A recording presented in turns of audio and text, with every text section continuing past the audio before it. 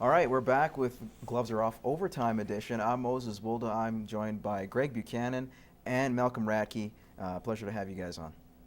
Thanks, Malcolm. All right, there's a bit of a tape delay over there. All right, well, we'll keep going with the topics, of course. We started off with the Giants and all that. Now we're going to move down to the NBA and their 90-second rule. And what this rule is basically all the pregame stuff that you see, the handshakes with the opposing team, LeBron's little powder in the sky, those will have to be reduced to 90 seconds because the game is taking way too long. I don't know why David Stern decided to pick on that. He could probably change the timeout rules in the final 2 minutes, which take about a half hour to finish up. Is this something that's just kind of needy, or there's some things that they could have changed? Could have been a lot better for the NBA.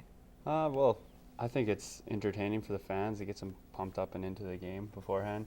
But at the same time, it shouldn't take you 90 seconds to Shake hands like that. Yeah.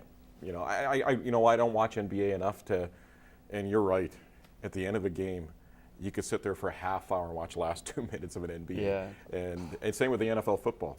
But you know, the start of a game, I didn't know it takes more than 90 seconds to shake hands and finally have the tip-off. But you know, I didn't think it was an issue. But as a fan, because you know what, you're not going to get too many opportunities to get pictures of these players up close. So when you see LeBron doing the whole powder thing, or guys giving handshakes or whatever, just kind of standing around during intros, that means much more to a fan because that's great for photo ops. You get these really cool pictures of these players. For sure. That you wouldn't because, of course, flash photography forbidden out there, and the only people who could really take pictures are those who are actually media, right? That's why they stand by the baseline. Just your thoughts, guys. Is this something like from David Stern? He's done a lot of rules, some good, some bad, but would you categorize this one as just poor? I don't know if it's poor. It doesn't make sense to me, but you know, I think they're trying to take. I don't know why they're trying to gain 90 seconds or gain some more time, but it doesn't make any sense to me. But you know, if it has to be done, it has to be done, I guess. Yeah, I guess we'll wait and see. It seems to me like it'll be hard to enforce that. Like, are they just going to throw the ball up after 90 seconds? Or If you're not in your position, too bad. Yeah, and exactly. they did that with quick face-offs in hockey too. Yeah. So you know, if you're not at the dot at a certain time, puck's going down. I guess it's too bad. Yeah, I think it's a little bit different though. This is pregame. You're trying to speed up the game itself, but we'll agree to disagree. Let's move on to Roger Goodell, who loves to disagree with a lot of people and end up getting it in the face, really, the pie in the face.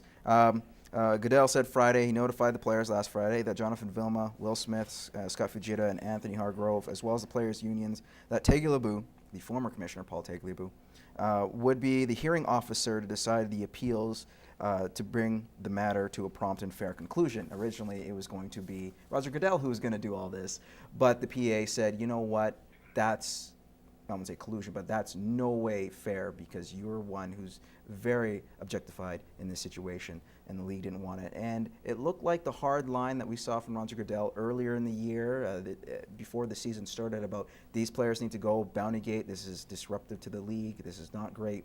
All of a sudden, it's laughable how much he's gone and backtracked to this whole situation. How much of a victory was this for the players?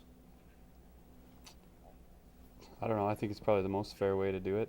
You got to give something to them, but at the end of the day, it's still going to be judged based on the facts.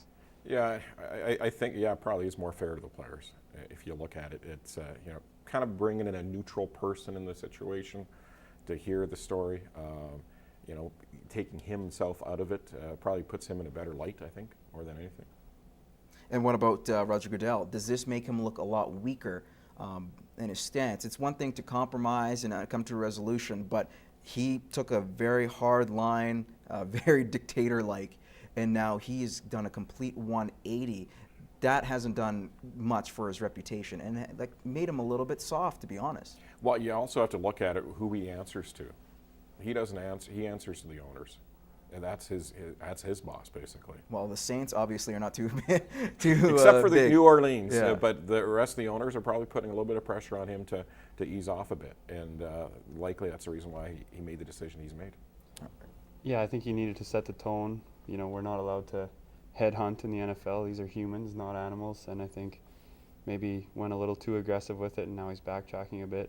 At least this way he gets some favor with the players, and he's not just hardlining everybody. All right, we'll quickly touch on this. We have Ben Eager, You know, a lot of players like to go overseas and practice, at least keep in game shape. Ben Eager likes to go to bars and apparently fight people to keep in game shape. Where do the Oilers go from now? Like, obviously, they can't talk to him at this present time, but say once they come to a resolution, do you fine him? Do you suspend him? Do you do anything? It's happened before. You know, it's happened. You look at it's happened to a number of players in the past. Sometimes it gets overblown, and all depending the caliber of the player. Patrick Kane is one. Had a bit of a run-in with a cab driver in Buffalo, but didn't really affect him But it didn't too happen much. in a lockout, which is No, unique it didn't in happen in a itself. lockout. But at the same time, he was in a situation where he probably shouldn't have been, and Ben and his brother just doing a brotherly thing. Apparently got in a scrap, Yeah. but should he be in trouble in any case Well, if they come back to obviously- hockey and get a resolution? I think, yeah, like he's representing the NHL and the NHLPA no matter where he is because he's an Oiler, right? But I think the Oilers would have a tough time enforcing that. It's not like he was actually with them. Like, they can't even really talk to the guy. So, in my opinion, I think it's sort of out of the Oilers' hands. If they need to use it as an excuse to send Ben Eager to the AHL, then that's totally fine. But at the end of the Alright. day, they And, need the but we're and enforcement. every player's contract has a code of conduct, and a code of conduct But- probably is going to be brought up for Ben Eager. Okay, well, there we go. Well, first of all, I wanted to say you guys, I'd fight for you guys any second. So if we came to a bar and that happened, let's just get that out of the way. But thanks a bro. lot, Greg. I appreciate you coming Thanks, on. Moses. Malcolm, as always, nice to see you, and good luck to the Bobcats in the future. And you guys, thank you for joining us here on the Gloves Are Off Overtime Edition. We'll see you next week.